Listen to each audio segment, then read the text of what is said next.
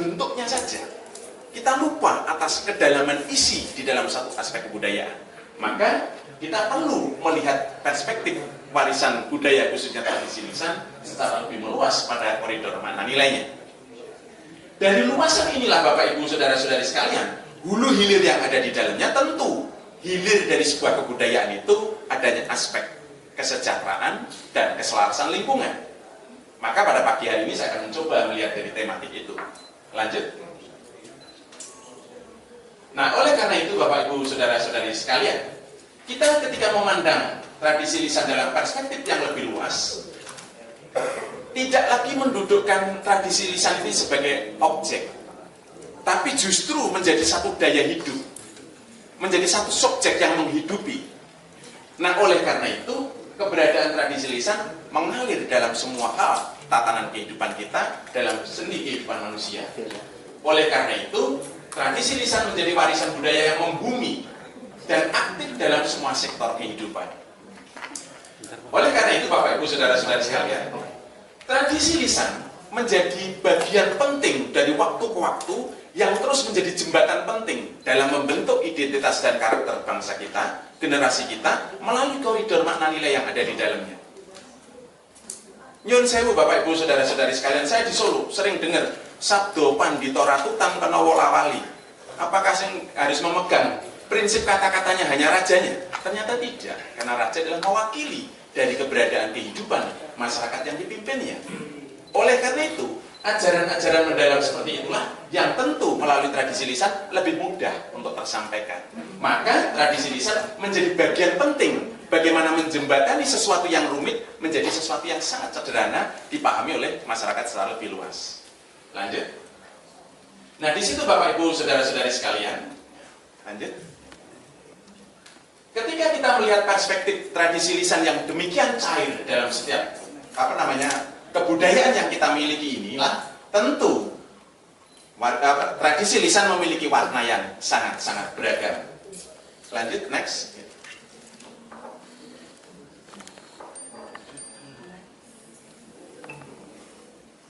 Nah, oleh karena itu Bapak Ibu Saudara-saudari sekalian, tantangannya ada di mana? Nyun sewu, saya banyak menghina paguyuban, sanggar-sanggar. Sebetulnya kompetensi utamanya itu ada di dalam dunia keris dan senjata tradisional.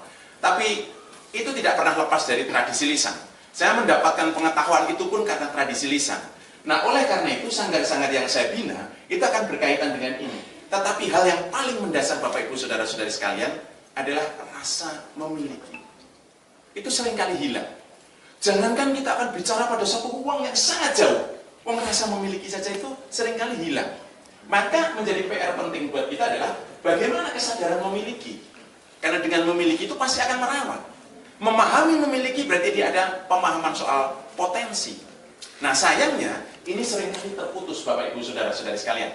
Maka yang menjadi penting adalah pewarisan yang harus dipola dan masuk dalam satu sistem yang sesuai zamannya.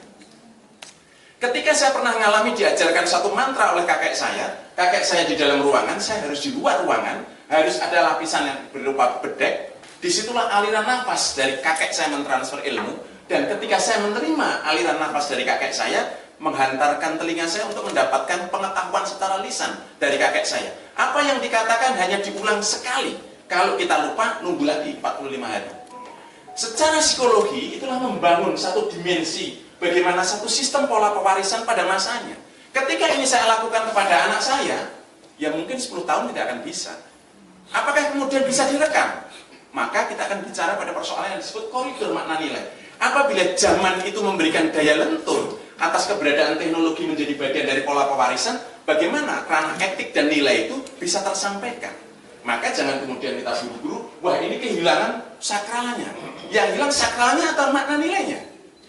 Nah, ini yang menjadi suatu penting Bapak Ibu Saudara-saudari sekalian. Nah, oleh karena itu, makna nilai sebagai satu substansi yang harus terimplementasi itu menjadi penting. Apakah kita seringkali terjebak dalam satu kata-kata anggah-ungguh? Ada satu kata-kata yang misalnya kita harus sabar. Tapi kata sabar itu seringkali hanya menjadi satu bagian yang kurang terimplementasi. Maka sebetulnya bagaimana kita mengajarkan itu, tolok ukurnya di dalam memahami koridor makna nilai adalah implementasinya. Nah, di sisi yang lain Bapak Ibu Saudara sekalian, arti penting dan keberadaan tradisi lisan di tengah generasi milenial atau generasi Z ini yang harus kita tanamkan. Maka tradisi lisan tidak lagi sebagai bagian sebuah pengetahuan saja, sebagai objek saja, tapi bagaimana itu terimplementasi. Coba bayangkan Bapak Ibu Saudara-saudara sekalian, kalau smong yang ada di Aceh itu kemarin tertransfer dengan baik, barangkali bencana yang terjadi akan sangat terkurangi. Barangkali Pranoto Mongso itu apabila mengangkat dalam pola pikir kita, mungkin dunia pertanian, dunia nelayan dan sebagainya sangat terbantu. Tapi bagaimana ini menjadi hilang? Itulah PR besar kita Bapak Ibu Saudara-saudara sekalian. Lanjut.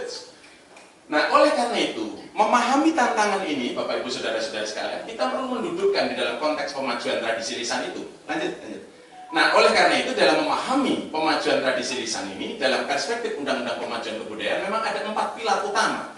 Tapi kita perlu memahami bahwa tradisi lisan itu memiliki daya hidup atas keberlangsungannya. Nah, inilah yang perlu kita pikirkan bagaimana keberterimaan tradisi lisan ini juga harus dilakukan. Jangan sampai kadang-kadang kita itu menjumpai, kayak saya misalnya, kita sering menjumpai ahli-ahli keris itu dalam mentransfer pengetahuannya seringkali justru tidak menggunakan perspektif budaya perkerisan. Juga jangan sampai tradisi lisan ketika mentransfer pemahaman pengetahuannya pada generasi yang akan datang itu tidak dengan perspektif tradisi lisannya. Nah, ini menjadi catatan penting Bapak Ibu Saudara-saudara sekalian. Sehingga mendudukkan dan memandang tradisi lisan dalam satu ruang ekosistem yang luas dan menyeluruh, hulu hilir itu harus kita pahami bersama-sama. Nah, disinilah sebetulnya kita akan melihat bagaimana luasan dari suatu tradisi lisan itu dari pinggirannya, dari kedalaman di tengahnya, atau dari sisi yang mana. Ini menjadi sesuatu yang sangat penting.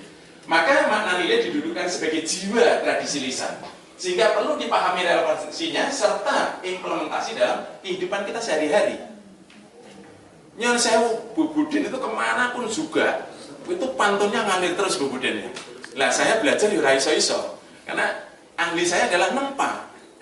Tapi misalnya Pak Muklis Pak ini daya hafalnya luar biasa. Ketika nulis beliau malah tidak berkenan, makanya biasanya sekretarisnya yang ngetik. Beliau memaparkan dengan tradisi lisannya.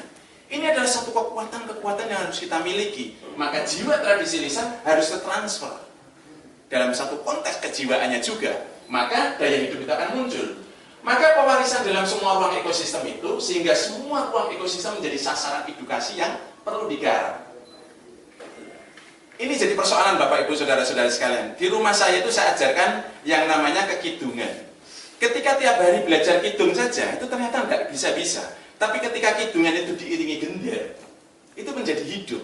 Ketika gender diiringi ada penarinya, itu menjadi satu ruang yang utuh untuk memberikan satu kemudahan mentransfer tradisi lisannya ini. Nah, kadang-kadang kita kehilangan atas simpul-simpul itu. Bagaimana cara mentransfer ini menjadi sesuatu yang utuh, karena adanya satu ruang ekosistem yang ada.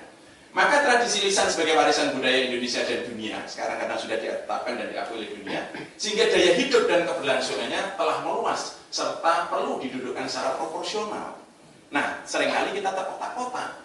Oh, ini Bali, ini Jawa, ini Madura, dan sebagainya. Saya datang ke Bali, diminta untuk nempa keris, saya lupa pakai mantra Jawa. Loh, ini kok mantranya Jawa? Lu katanya Bali berasal dari Jawa. Oh iya. Akhirnya bisa ada keberterimaan seperti itu. Nah, daya cair dan daya lentur ini menjadi sesuatu yang penting. Maka program-program strategi sesuai dengan nomenklatur dan sistem yang berkembang itu yang harus kita tumbuh kembangkan dengan baik. Next. Oleh karena itu Bapak Ibu Saudara-saudara sekalian, lanjut.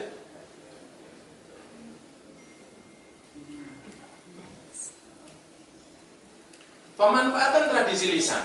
Seringkali kita lupa bahwa suatu kebudayaan itu memiliki dampak kebermanfaatan, tapi dikarenakan kita tidak memahami secara utuh, seolah-olah tidak terlihat. Yang saya lupa Bapak Ibu sekalian, ketika kita mengukur kesejahteraan kan seringkali terukur dari ekonomi saja. Lah kalau kemudian ditanya, tradisi lisan apakah bisa mendatangkan uang? Cara pandang ini kan menjadi sesuatu yang sangat dalam, bisa hidup dari kerismu. Saya menjawab, kalau saya saat ini membuat hidup dari keris dengan cara hanya membuat, maka saya tidak bisa ada keberlangsungan.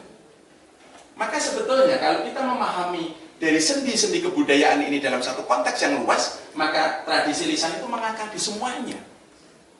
Bahkan dalam dunia film tidak pernah lepas dari dunia tradisi lisan dalam ranah modern. Dunia ketoprak, dunia tari, dunia teater, semua akan muncul kan itu menjadi bagian yang penting. Maka memandang kesejahteraan dan pemanfaatan tradisi lisan, kita tidak boleh dalam perspektif sepotong-sepotong, tapi dalam satu lingkaran ekosistem yang utuh, sehingga dampak itu dapat terlihat dengan baik.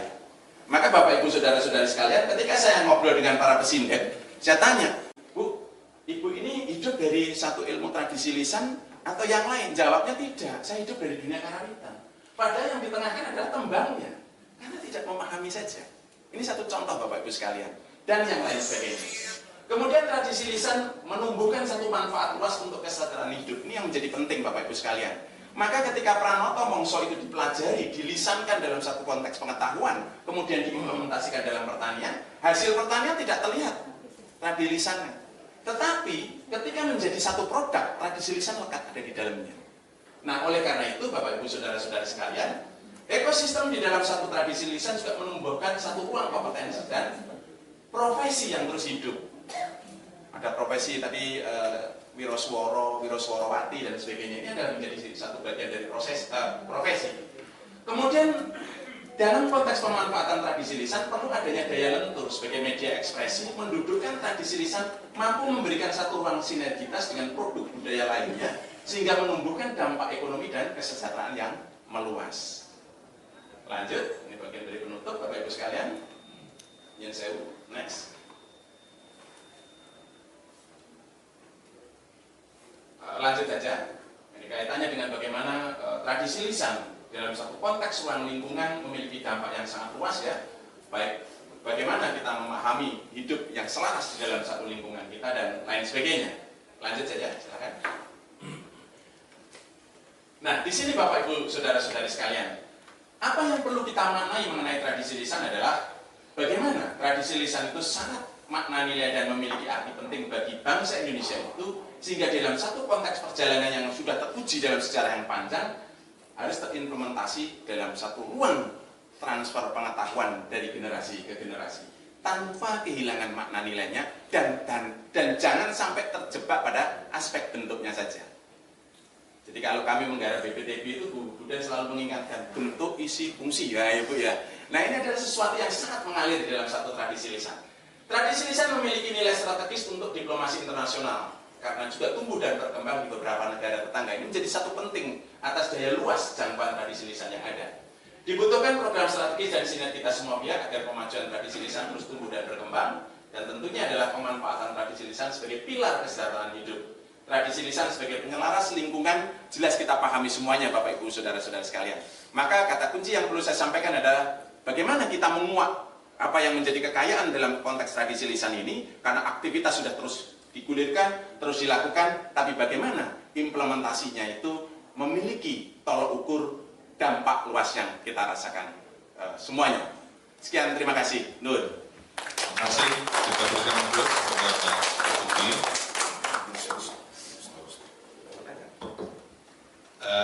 Yang